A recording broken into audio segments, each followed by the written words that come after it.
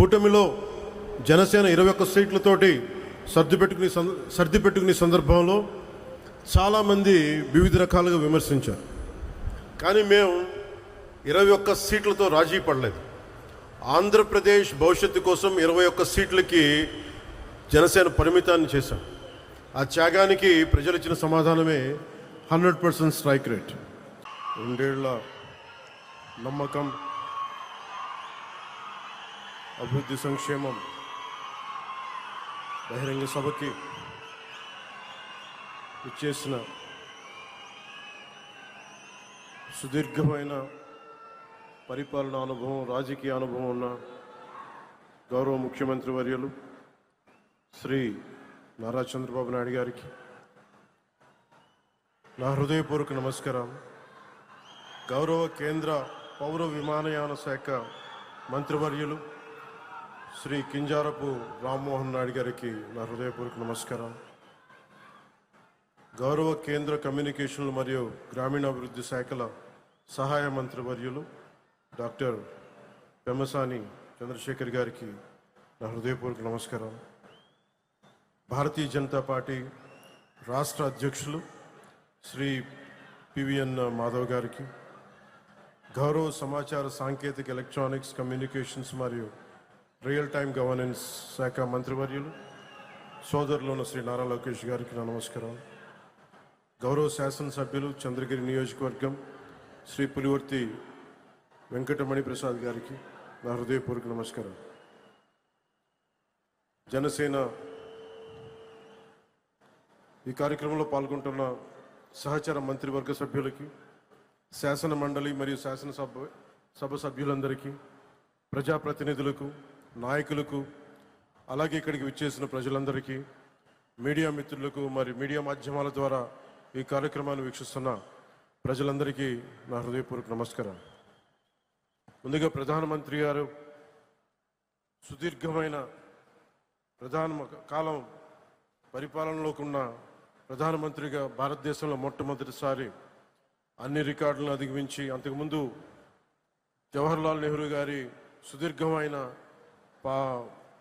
వారి రూలింగ్ని కూడా అధిగమించి ఈ రోజున గౌరవ ప్రధానమంత్రి శ్రీ నరేంద్ర మోడీ గారికి కూటమి సభ్యులందరి తరపున, కూటమి ప్రభుత్వం తరపున వారు దిగ్విజయంగా అందరినీ సర్పాస్ చేసి, ప్రీవియస్ మన ప్రధానమంత్రులైన జవహర్లాల్ నెహ్రూ గారిని కూడా సర్పాస్ చేసి ఆయన ముందుకెళ్ళి సుదీర్ఘకాలంగా సేవ చేస్తున్న ప్రధానమంత్రిగా, ఖ్యాతికెక్కిన ప్రధానమంత్రిగా నరేంద్ర మోదీ గారికి మరోమారు నా ధన్యవాదాలు, మరోమారు నా శుభాకాంక్షలు తెలియజేస్తాను. ఈ కార్యక్రమం 9వ తారీఖు జరగాల్సిన కార్యక్రమం. కానీ ఆ రోజున దురదృష్టవశాత్తు ప్రైవేటీకరణ కాకుండా ఆపుకున్న మన ఎన్డీఏ ప్రభుత్వం, నారా చంద్రబాబు నాయుడు గారి నాయకత్వంలో, ప్రధానమంత్రి గారి ఆశీస్సులతో, ఎన్డీఏ సమిష్టి కృషితో స్టీల్ ప్లాంట్ ప్రైవేటీకరణ కాకుండా ఆగింది. దురదృష్టవశాత్తు ఒక బ్లాస్ట్ జరగటం వల్ల 8 మంది నిండు ప్రాణాలు కోల్పోవటం, ఆ రోజున గౌరవ ముఖ్యమంత్రి గారు ఫోన్ చేసి మాట్లాడుకున్నాం. ప్రాణాలు కోల్పోయిన ఈ సందర్భంలో, ఈ దుర్ఘటన జరిగిన సందర్భంలో మనం ఈ విజయోత్సవ సభ బాగున్నదని చెప్పి పెద్ద మనసుతోటి ఆ రోజు గౌరవ ముఖ్యమంత్రి నారా చంద్రబాబు నాయుడు గారు దాన్ని పోస్ట్పోన్ చేసి ఈ రోజుకు పెట్టారు. మనస్ఫూర్తిగా అలా నిర్ణయం తీసుకున్నందుకు వారికి ఈ సభ తరపు నుంచి ఈ వేదిక తరపు నుంచి మనస్ఫూర్తిగా వారికి నా ధన్యవాదాలు తెలుపుతా ఉన్నాను. ప్రజాస్వామ్యంలో అంతిమ న్యాయ నిర్ణేతలు ప్రజలే. ప్రజలు తమ తీర్పు ద్వారా దేశం కానీ, రాష్ట్రం కానీ ఎటువైపు నడవాలో నిర్ణయిస్తారు. అటువంటి ప్రజలు బలంగా మాట్లాడినప్పుడు అది కేవలం ఒక రాజకీయ నిర్ణయం కాదు, ఒక సందేశం, ఒక హెచ్చరిక, ఒక దిశానిర్దేశం అవుతుంది.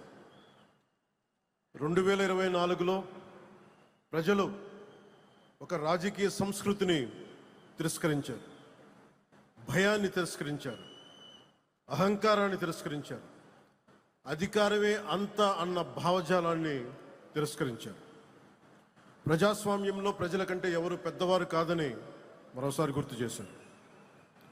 అందుకే 2024లో చేసినట్టు కొన్నిసార్లు ప్రజలు కేవలం ఓటు వేసి వదిలిపెట్టరు, చరిత్ర రాస్తారు. 2024లో ఆంధ్రప్రదేశ్ ప్రజలు చేసింది అదే. ఆ తీర్పు ఈ రాష్ట్రానికి మళ్ళీ ఆశనిచ్చింది. ఆంధ్రప్రదేశ్ సమాజానికి మళ్ళీ ఆత్మవిశ్వాసాన్ని ఇచ్చింది. ఒక తరం భవిష్యత్తుని మళ్ళీ నమ్మకాన్ని కల్పించింది. ప్రజలు మౌనంగా కనిపించిన అవసరం వచ్చినప్పుడు చరిత్రని మార్చగలరని మరోమారు నిరూపించిన సందర్భం అది. 2 ఏళ్ల క్రితం మీరిచ్చింది కేవలం అధికారం కాదు, ఒక బాధ్యత. ఆ బాధ్యతని గుర్తుంచుకుంటేనే ఈరోజు మీ ముందుకు వచ్చాం. ఈ చారిత్రక విజయానికి కారణమైన ప్రతి కార్యకర్తకి, ప్రతి నాయకుడికి, ప్రతి మహిళకి, ప్రతి రైతుకి, ప్రతి యువకుడికి నా హృదయపూర్వక కృతజ్ఞతలు. ఈ విజయం కేవలం తెలుగుదేశం పార్టీదో, భారతీయ జనతా పార్టీదో, జనసేన పార్టీదో కాదు, ప్రజల విజయం ఇది. ఇది అహంకారం విధ్వంసంపై ప్రజాస్వామ్యం సాధించిన విజయం.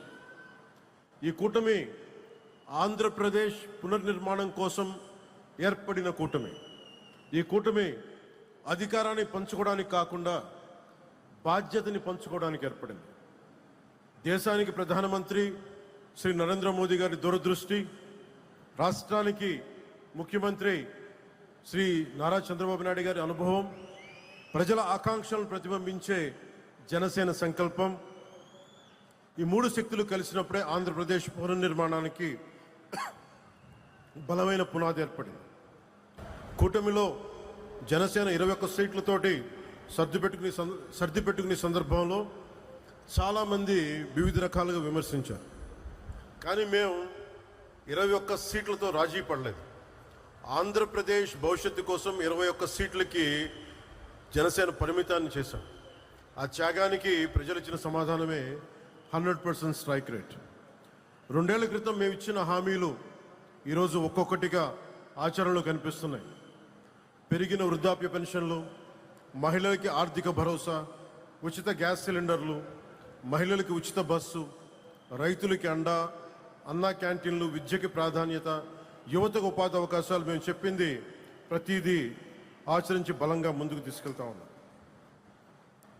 నా శాఖల విషయానికి వస్తే మహాత్మా గాంధీ కలలుగన్న గ్రామ స్వరాజ్యం, పండిట్ దీన్ దయాళ్ ఉపాధ్యాయ ప్రతిపాదించిన అంత్యోదయ సిద్ధాంతం, last mile governance, doctor B R Ambedkar గారి రథసారథిగా రాజ్యాంగం ద్వారా స్థానిక స్వపరిపాలనకు వేసిన బలమైన ప్రజాస్వామ్య పునాదులు, ఈ 3 ఆలోచనల సంగమమే నేడు నరేంద్ర మోదీ గారి నాయకత్వంలోని ప్రభుత్వ పాలనా తత్వం. సబ్కా సాత్, సబ్కా వికాస్, సబ్కా విశ్వాస్. గ్రామాన్ని భారతదేశానికి కేంద్ర బిందువుగా చూడాలనుకుని ఆ దిశగా అత్యంత నిబద్ధతతో కృషి చేస్తున్న ఒక పంచాయతీరాజ్ శాఖ మంత్రిగా ఈరోజు మీ ముందు మాట్లాడుతూ ఉన్నాం. ఒక పిల్లవాడి భవిష్యత్తు పాఠశాలలో ఎలా నిర్ణయించబడుతుందో, ఒక దేశ భవిష్యత్తు అదేవిధంగా గ్రామంలో నిర్ణయించబడుతుంది, గ్రామ పంచాయతీలో నిర్ణయించబడుతుంది. ఒక రైతు ఆశ, ఒక మహిళ ఆత్మవిశ్వాసం, ఒక యువకుడి ఉపాధి, ఒక కుటుంబం ఆరోగ్యం, ఇవన్నీ మొదటిగా గ్రామ పంచాయతీ ద్వారానే ప్రభావితమవుతాయి. ఎందుకంటే ప్రజల జీవితాలకు అత్యంత దగ్గరగా ఉండేది ప్రభుత్వంలోని ప్రాథమిక గ్రామ పరిపాలనా వ్యవస్థ. అందుకే ప్రపంచవ్యాప్తంగా ప్రజాస్వామ్య పరిపాలనలో ప్రిన్సిపల్ ఆఫ్ సబ్సిడారిటీ అనే సూత్రాన్ని అనుసరిస్తారు. ఈ సూత్రం చెప్పింది చాలా సింపుల్. ఏ పనిని ఎక్కడ అత్యంత సమర్థవంతంగా ప్రజలకి అత్యంత దగ్గరగా చేయగలమో ఆ పని అక్కడే జరగాలి. అవ్వకపోతే ఆ ప్రభావం దానిపై వ్యవస్థపై పడుతుంది. గ్రామ స్థాయిలో అవ్వాల్సిన పని మండల స్థాయికి వెళ్ళకూడదు. అంతిమంగా క్యాస్కేడింగ్ రియాక్షన్ కింద మన దగ్గర ప్రతి పని ఎమ్మెల్యే దగ్గరికి వెళ్లాల్సిన పరిస్థితి. అధికారాన్ని కేంద్రీకరించడం ప్రజాస్వామ్యం కాదు, అధికారాన్ని ప్రజల దగ్గరికి తీసుకెళ్లడమే నిజమైన ప్రజాస్వామ్యం. ఒక ఎమ్మెల్యే ఉండే నియోజకవర్గంలో దాదాపు 600 మంది స్థానిక ప్రజాప్రతినిధులు ఉంటారు. సర్పంచులు కావచ్చు, వార్డు సభ్యులు, ఎంపీటీసీలు, జడ్పీటీసీలు, సహకార సంఘాల ప్రతినిధులు. వీరందరూ ప్రజాస్వామ్యానికి రూట్స్, వేళ్ళు. కానీ ఆ రూట్స్ని బలహీనపరిచి చెట్టుని బలపరచలేదు. స్థానిక సంస్థల్ని బలహీనపరిచి ప్రజాస్వామ్యాన్ని బలపరచలేదు. ఇది కేవలం పరిపాలనా సూత్రం కాదు, ఇది ప్రజాస్వామ్య సూత్రం, ఇది బాధ్యతా సూత్రం. నాయకత్వం గ్రామం నుంచి రావాలి. 2 సంవత్సరాల్లో మేము నిర్మించడానికి ప్రయత్నం చేసింది కేవలం రోడ్లు, కాలువలు, భవనాలు కాదు. Trust, social trust, institutional trust. ఎందుకంటే ఒక వ్యవస్థ బలహీనపడినప్పుడు మొదట కోల్పోయేది డబ్బు కాదు, నమ్మకం. వ్యవస్థ కనుక న్యాయం చేయకపోతే కులమే ముందుకు వస్తుంది. వ్యవస్థ బలహీనపడితే ప్రాంతీయత ముందుకు వస్తుంది. వ్యవస్థపై విశ్వాసం తగ్గితే సమాజం చాలా చిన్న చిన్న గుంపులుగా విడిపోతుంది. తెలుగు రాష్ట్రాలు మరింత బలపడాలి అంటే ఒక రాష్ట్రం కులాల పరిమితుల్ని దాటాలి, మరొక రాష్ట్రం ప్రాంతీయత పరిమితుల్ని దాటాలి. మనందరం కలిసి భారతీయత వైపు అడుగులు వేయాలి. అందుకే నేను పంచాయతీరాజ్ గురించి మాట్లాడేటప్పుడు కేవలం పరిపాలన గురించి, పథకాల గురించి, చేసే పనుల గురించి మాట్లాడటానికే పరిమితం కాదు. నేను ప్రజాస్వామ్యం గురించి మాట్లాడుతాను, రాజ్యాంగం గురించి మాట్లాడుతాను, సోషల్ కొహెషన్, సామాజిక సమతుల్యత గురించి మాట్లాడతాను, జాతీయ సమైక్యత గురించి మాట్లాడతాను, భారతీయత గురించి మాట్లాడతాను, సామాజిక పరస్పర విశ్వాసం గురించి మాట్లాడతాను. ఈ మధ్య మేము పరిష్కరించిన విజయనగరం జిల్లాలోని ఒక పెద్దపెంకి గ్రామంలో ఫైలేరియా సమస్య ప్రత్యక్ష ఉదాహరణ. పంచాయతీరాజ్ సమస్య కోసం, సంస్కరణల కోసం చాలా కమిటీలు వచ్చినాయి. ఒక Balwant Rai Mehta committee, Ashok Mehta committee, GVK Rao గారి కమిటీ, ఎల్ఎం సింఘ్వి కమిటీ.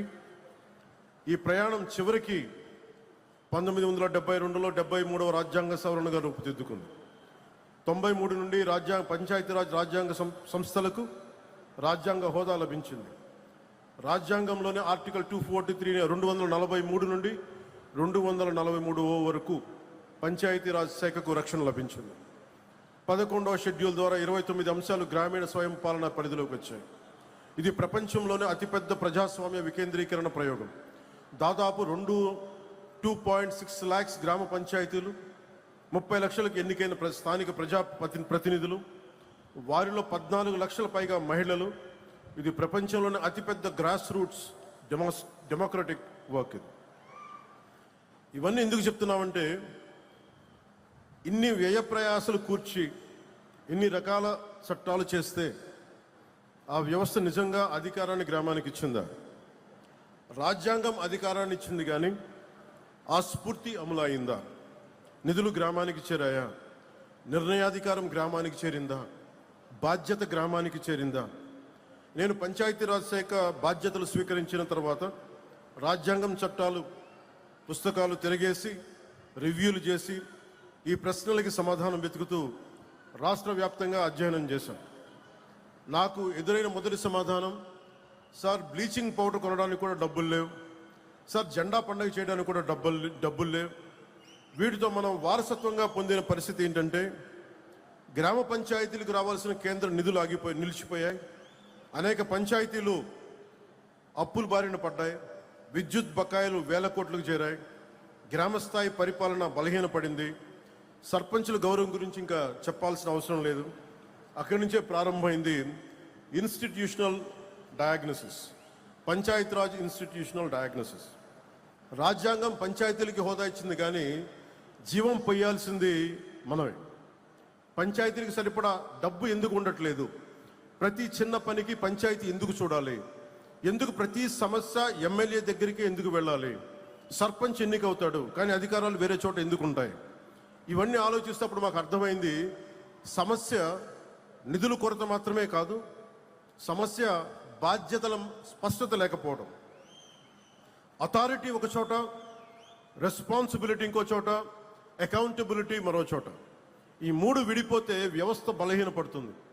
దీనినే బ్రోకెన్ గవర్నెన్స్ చైన్ అనొచ్చు. అందుకే మేము ఒక ప్రాథమిక సూత్రాన్ని ముందుకు తీసుకొచ్చాం. గ్రామ సమస్యలకి పరిష్కారం గ్రామంలోనే వెతకాలి. ప్రజల జీవితాలను ప్రభావితం చేసే నిర్ణయాలు ప్రజల సమక్షంలోనే జరగాలి. అందుకే గ్రామ సభలను కేవలం ఒక అధికారిక సమావేశంగా కాకుండా గ్రామ ప్రజాస్వామ్యానికి కేంద్ర బిందువుగా మార్చే ప్రయత్నం చేశాం. గ్రామానికి ఏమి కావాలి, ఎక్కడ రోడ్లు కావాలి, ఎక్కడ తాగునీటి సమస్య ఉంది, ఎవరికి ఇల్లు అవసరం, ఎక్కడ పారిశుద్ధ సమస్య ఉంది, ఈ నిర్ణయాలు కార్యాలయాల్లో కాదు, గ్రామ సభల్లో జరగాలి. ఎందుకంటే ప్రభుత్వానికి కనిపించని సమస్య ప్రజలకు కనిపిస్తుంది. అధికారికి తెలియని అవసరం గ్రామస్తుడికి తెలుస్తుంది. గ్రామ సభ బలపడితే సర్పంచ్ బలపడతాడు. సర్పంచ్ బలపడితే పంచాయతీ బలపడుతుంది. పంచాయతీ బలపడి ప్రజాస్వామ్యం బలపడుతుంది. అప్పుడు మాత్రమే ప్రతి చిన్న సమస్య స్థానిక ఎమ్మెల్యే గారి టేబుల్ మీదకి రావాల్సిన అవసరం ఉండదు. అప్పుడు ఎమ్మెల్యేలు అసలు తమకి నిర్దేశించబడ్డ అసలు బాధ్యతలపై దృష్టి పెట్టగలుగుతారు. ఎమ్మెల్యేలు ఉపాధి విధానాలపై దృష్టి పెడతారు, పరిశ్రమల రాకపై దృష్టి పెడతారు, యువత భవిష్యత్తుపై దృష్టి పెడతారు, రాష్ట్ర భవిష్యత్తును నిర్మిస్తారు. కానీ రాష్ట్ర భవిష్యత్తు నిర్మించే ఈ ప్రక్రియకి ఒక బలమైన లీడర్షిప్ క్యాపిటల్ అవసరం. ప్రజాస్వామ్యంలో నాయకత్వం ఒక రోజులో పుట్టదు. నాయకత్వం పైనుంచి నియమించబడదు, సమాజం నుంచి ఎదుగుతుంది. గ్రామ సభల్లో రూపుదిద్దుకుంటుంది, పంచాయతీలో తీర్చిదిద్దబడుతుంది. అందుకే పంచాయతీరాజ్ వ్యవస్థ కేవలం ఒక స్థానిక పరిపాలనా వ్యవస్థ కాదు, అది ఒక నాయకత్వాన్ని తయారు చేసే ఒక ప్రజాస్వామ్య పాఠశాల. మన గౌరవ రాష్ట్రపతి శ్రీమతి ద్రౌపది ముర్ము గారు తన ప్రయాణం స్థానిక సంస్థల నుండి మొదలుపెట్టారు. ఒక నగర పంచాయతీ కౌన్సిలర్గా రాజకీయ ప్రయాణం మొదలుపెట్టారు. లీడర్షిప్ అనేది కేవలం ఒక రాజకీయ నాయకత్వం కాదు. డాక్టర్ ఏపీజే అబ్దుల్ కలాం నాయకుడు, ఒక సైంటిఫిక్ విభాగంలో అయిన నాయకులు, మనందరికీ గర్వించే ఎస్ఆర్ సెక్రన్ గారు, అడ్మినిస్ట్రేటివ్ యాంగిల్ ఆయన ఒక నాయకులు, ఒక గొప్ప ఉపాధ్యాయుడు కూడా ఒక నాయకుడు, ఒక నిజాయితీ గల అధికారి ఒక నాయకుడు. మనకి పంచాయతీని బలోపేతం చేసే సర్పంచ్ కూడా ఒక బలమైన నాయకుడు. భారతదేశంలో మహిళా రాజకీయ నాయకత్వానికి అతిపెద్ద విశ్వవిద్యాలయం పంచాయతీరాజ్ వ్యవస్థ. 50% 50% మహిళా రిజర్వేషన్ ద్వారా వేలాది మహిళా నాయకులు ముందుకు వస్తూ ఉన్నారు. సెల్ఫ్ హెల్ప్ గ్రూప్స్ ద్వారా మహిళలు సామాజిక ఆర్థిక నాయకత్వాన్ని చేపడుతున్నారు.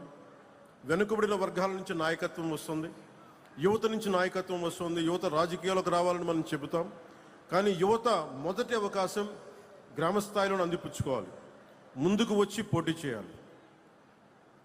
ఇది సోషల్ క్యాపిటల్, ఇది నేషనల్ బిల్డింగ్. ఇప్పుడు అసలు ప్రశ్న, మనకి ఈ ఆలోచనల్ని గత 2 సంవత్సరాలు ఎంతవరకు ఆచరణలోకి తీసుకురాగలిగాం? అభివృద్ధికి మొదటి అర్హత స్థిరత్వం. గత 2 సంవత్సరాల్లో ఆంధ్రప్రదేశ్లో ఏర్పడిన రాజకీయ స్థిరత్వం గ్రామాభివృద్ధికి బలమైన పునాది వేసింది. ఎన్డీఏ వాళ్ళ నిర్ణయాలతో స్పష్టత వచ్చింది. కేంద్ర రాష్ట్ర సమన్వయం బలపడింది. ఆ స్థిరత్వాన్ని ఆధారం చేసుకొని ఈ రోజున పెట్టుబడులు కావచ్చు, ప్రభుత్వాన్ని గ్రామాన్ని మళ్ళీ పరిపాలనా కేంద్రంగా నిలబెట్టే ప్రయత్నం ప్రారంభించింది. అందులో భాగంగా 13,326 పంచాయతీల్లో ఒకేసారి గ్రామ సభలు నిర్వహించడం జరిగింది. ప్రజాస్వామ్యాన్ని ప్రతి గ్రామం గడప వరకు తీసుకెళ్లగలిగాం. ప్రతి పంచాయతీకి ఒక కార్యదర్శి వ్యవస్థని బలోపేతం చేశాం. స్థానిక అవసరాలకు అనుగుణంగా కొత్త పరిపాలనా విధానాలను రూపొందించాం. గ్రామ పంచాయతీల పరిపాలనా సామర్థ్యాన్ని బలోపేతం చేశాం. పల్లె పండుగ ద్వారా గ్రామాభివృద్ధిని ప్రభుత్వ కార్యక్రమం నుంచి మంచి ప్రజా ఉద్యమంగా మార్చాం. స్థానిక నాయకత్వానికి గౌరవాన్ని పునరుద్ధరించాం, ఇర్రెస్పెక్ట్ ఆఫ్ ద పొలిటికల్ అఫిలియేషన్స్. స్వర్ణ పంచాయతీ దిశగా ప్రయాణం ప్రారంభించాం. ప్రతి ఆలోచన సిద్ధాంతంగా మిగిలిపోకుండా ఫలితంగా కనిపించాలనే దానికి స్వర్ణ పంచాయతీ కేంద్రంగా ఒక చిన్న ఉదాహరణ చెప్తాను. మన ఈ పక్కనే తిరుపతి రూరల్ మండలంలోని శ్రీనివాసాపురం గ్రామ పంచాయతీలో స్వర్ణ పంచాయతీ పోర్టల్ ద్వారా ఆస్తుల వివరాలను శాస్త్రీయంగా అప్డేట్ చేశాం. ఇప్పటి వరకు పంచాయతీ రికార్డ్స్లో కనిపించని అనేక ఆస్తులు వ్యవస్థలోకి వచ్చాయి. ఆస్తుల సంఖ్య 1291 నుంచి 1356కి పెరిగింది.